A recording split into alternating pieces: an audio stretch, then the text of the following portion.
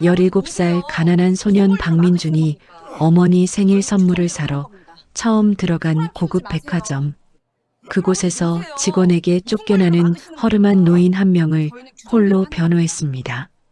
그런데 그 노인의 정체가 밝혀지는 순간 소년의 인생이 완전히 뒤바뀌었습니다. 사연 시작 전 여러분의 구독으로 저에게 힘을 주시고 좋아요로 저에게 격려를 보내주세요.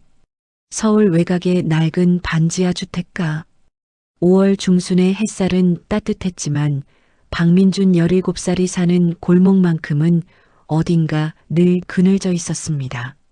민준의 어머니 박선희는 매일 오전 6시에 일어나 인근 분식집으로 출근했습니다. 주방 보조로 하루 10시간을 서서 일하고 밤 9시가 넘어서야 파김치가 된 몸으로 돌아오는 삶이었습니다. 민준이 입고 있는 교복은 같은 반 친구 정호에게 물려받은 것이었고 책가방은 밑단 솔기가 뜯어진 채 3년째 그대로였습니다. 학교에서 민준은 조용한 아이였습니다. 잘난 척도 불평도 하지 않았습니다. 단지 매일 아침 어머니가 새벽같이 나가는 뒷모습을 보면서 속으로 한 가지만 되새겼습니다. 언젠가는 반드시 달라질 거라고. 그날은 어머니의 45번째 생일이었습니다. 민주는 학교가 끝나자마자 버스를 2번 갈아타고 시내 중심가로 향했습니다. 주머니 속에는 3개월 동안 편의점 야간 아르바이트로 모은 47,000원이 전부였습니다. 시내 한복판에 위치한 대한유통그룹의 플래그십 백화점 코리아나 센터 앞에 섰을 때 민주는 잠시 발걸음을 멈췄습니다. 유리로 된 회전문 안쪽으로 보이는 세계는 민준이 살아온 세계와 완전히 달랐습니다. 번쩍이는 조명, 향수 냄새, 정장 차림의 직원들. 민준은 물려받은 교복깃을 여미고 조용히 회전문을 밀었습니다. 1층에 들어서자마자 안내 데스크의 나경 직원이 민준을 위아래로 훑쳤습니다. 어서 오세요 라는 말은 했지만 눈빛은 달랐습니다. 민준은 못 본 척하며 곧장 1층 베이커리 코너로 걸음을 옮겼습니다. 어머니가 좋아하는 딸기 케이크 한 조각. 가격표를 확인하니 18,000원이었습니다. 민준은 잠깐 손가락으로 가격표를 가렸다가 다시 내려놓고는 조심스럽게 포장을 요청했습니다. 포장된 케이크 상자를 두 손으로 받아들고 출구 쪽으로 돌아서는 민준의 발걸음은 가벼웠습니다. 오늘만큼은 어머니 앞에서 당당하게 웃을 수 있을 것 같았습니다. 베이커리 코너를 지나 중앙홀로 접어드는 순간 민준은 4층으로 올라가는 에스컬레이터 옆쪽에서 낮은 웅성거림을 들었습니다. VIP 라운지 입구 쪽이었습니다. 통유리 너머로 보이는 공간에는 고급 소파와 샴페인 잔들이 즐비했고 입구 앞에는 단정한 유니폼을 입은 직원 한 명이 서 있었습니다. 그리고 그 앞에 허름한 베이지색 점퍼에 낡은 운동화를 신은 70대 노인 한 명이 조용히 서 있었습니다. 직원 정수라가 정중하지만 단호한 어조로 말했습니다. 어르신, 이곳은 VIP 전용 라운지로 일반 고객님께서는 입장이 어렵습니다. 이쪽으로 나가주시겠어요? 노인은 당황한 기색 없이 낮은 목소리로 대답했습니다. 다리가 조금 아파서 잠깐만 앉았다 가려 했는데. 직원 정수라는 한 걸음 더 앞으로 나서며 말했습니다. 죄송합니다만 규정상 어려운 점 양해 부탁드립니다.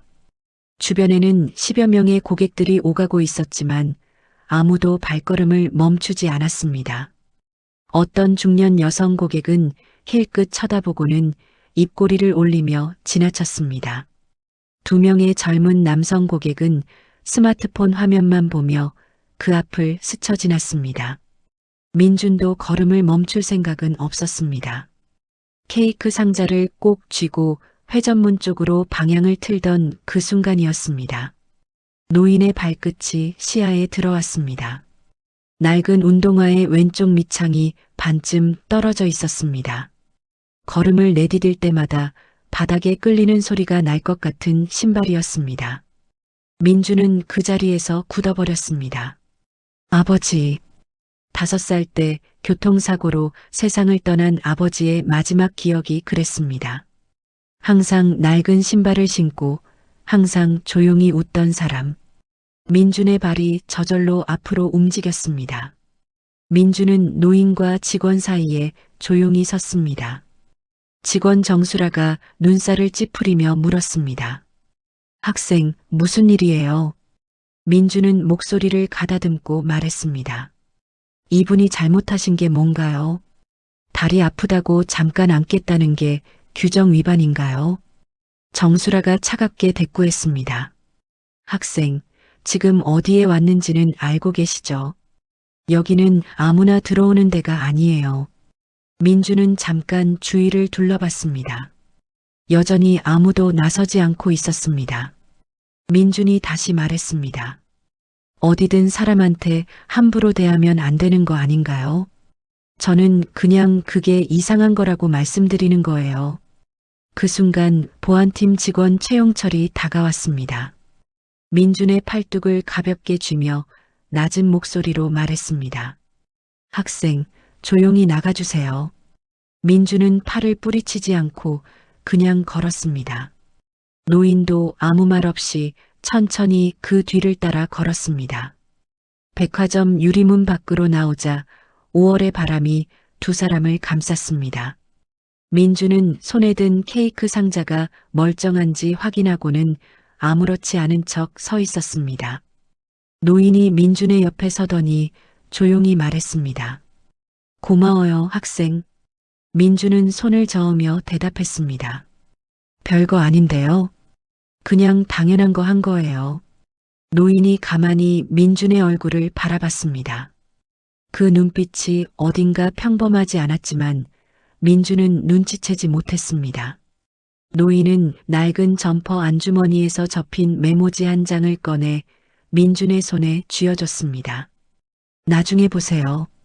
민준은 고맙다는 말 없이 그냥 주머니에 밀어 넣었습니다. 그리고 두 사람은 서로 반대 방향으로 걸어갔습니다. 그날 밤 어머니 박선희는 케이크를 받고 한참을 웃었습니다. 민주는 그 웃음을 보면서 오늘 하루가 나쁘지 않았다고 생각했습니다. 메모지는 그냥 바지 주머니 안에서 구겨진 채로 밤을 보냈습니다. 다음 날 아침 7시 40분, 민주는 등교 준비를 하다가 어머니가 틀어놓은 아침 뉴스 소리에 무심코 고개를 들었습니다. 화면 속 앵커가 또렷하게 말하고 있었습니다. 국내 유통업계 1위 대한유통그룹의 창업주 오태석 회장이 오늘 오전 11시 긴급 대국민 기자회견을 예고했습니다. 오 회장은 어제 오후 직접 계열사 백화점을 방문했던 것으로 알려졌는데요. 화면에 오태석 회장의 사진이 떴습니다. 민주는 손에 들고 있던 양말을 떨어뜨렸습니다.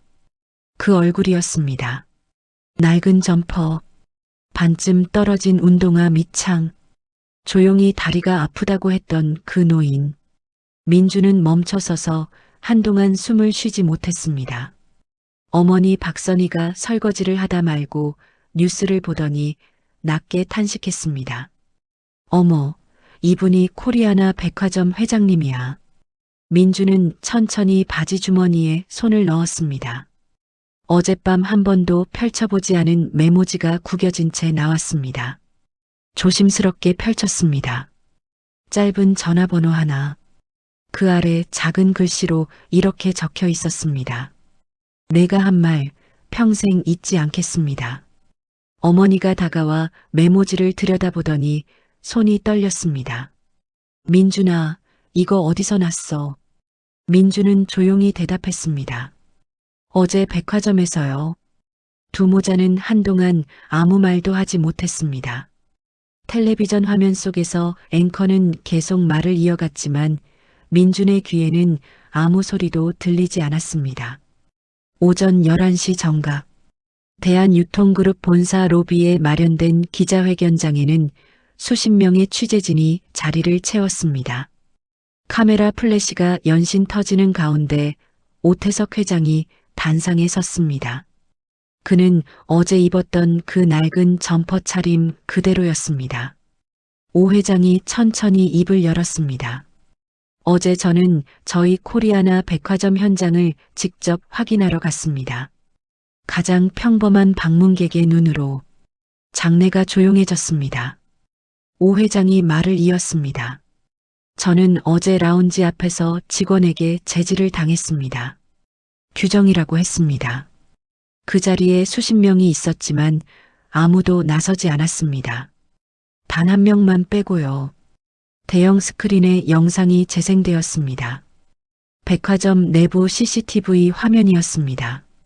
낡은 교복을 입은 소년이 직원과 노인 사이에 서서 조용하지만 흔들리지 않는 목소리로 말하는 장면, 그리고 보안팀에게 끌려나가는 장면.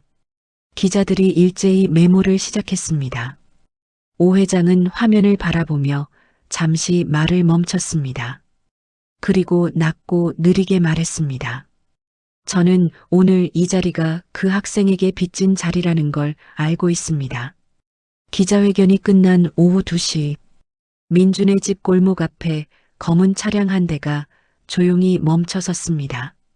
오태석 회장이 수행원 없이 혼자 내렸습니다.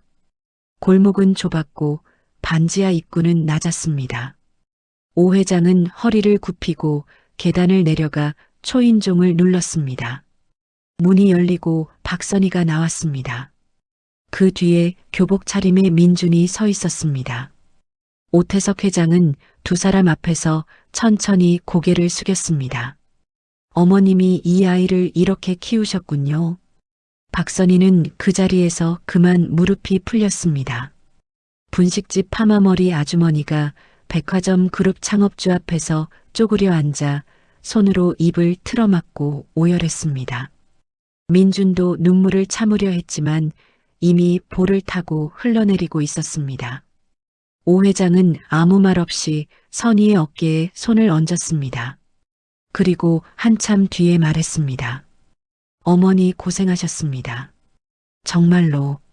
그날 저녁 전국 뉴스는 일제히 그 CCTV 영상을 메인으로 다뤘습니다. 민준의 이름이 알려지기 시작했고 직원 정수라와 보안팀장 최용철은 이튿날 사직서를 제출했습니다. 코리아나 백화점 측은 공식 사과문을 발표했고 VIP 라운지 운영 기준 전면 재검토를 선언했습니다. 대한유통그룹 인사팀에서는 민준에게 전액 장학금과 함께 그룹 청년 인재 육성 프로그램 입과를 공식 제안했습니다.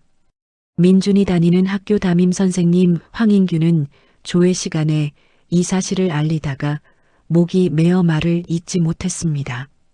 선희가 일하던 분식집 건물 임대 계약도 조용히 처리되었습니다. 건물주에게 3년치 임대료가 선납된 것인데 누구의 지시인지는 끝내 알려지지 않았습니다. 며칠 뒤 오태석 회장은 민준을 단독으로 불렀습니다. 코리아나 센터 꼭대기층의 작은 응접실이었습니다. 창밖으로 도심이 한눈에 내려다 보이는 자리였습니다. 오 회장이 민준에게 물었습니다. 그날 왜 나섰어요? 민준이 대답했습니다. 그냥 아버지 생각이 났어요. 아버지도 항상 신발이 낡았거든요. 오 회장은 잠시 민준의 얼굴을 바라봤습니다. 표정이 달라졌습니다. 뭔가 기억을 더듬는 듯한 조용하고도 낯선 표정이었습니다. 그가 천천히 물었습니다. 아버지 성함이 어떻게 되나요? 민준이 대답했습니다. 박재현이요. 제가 5살 때 돌아가셨어요. 오 회장은 말이 없어졌습니다. 한참 뒤 그는 자리에서 일어나 창가로 걸어갔습니다. 그리고 낡은 점퍼 안주머니에서 지갑 하나를 꺼냈습니다. 민준이 오래 써서 낡아 빠진 반지하 집 지갑과 비슷하게 다른 지갑이었습니다. 오 회장은 지갑을 열어 오래된 사진 한 장을 꺼내 조용히 민준 앞에 내려놓았습니다.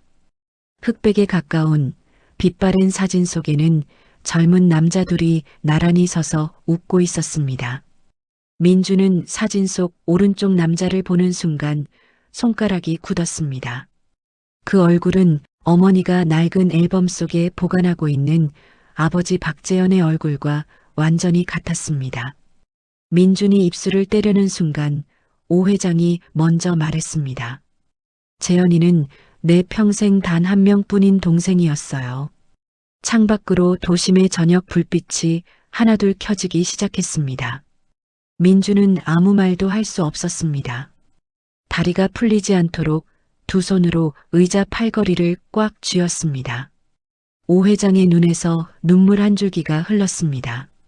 그는 아무것도 닦지 않고 그냥 민준을 바라봤습니다.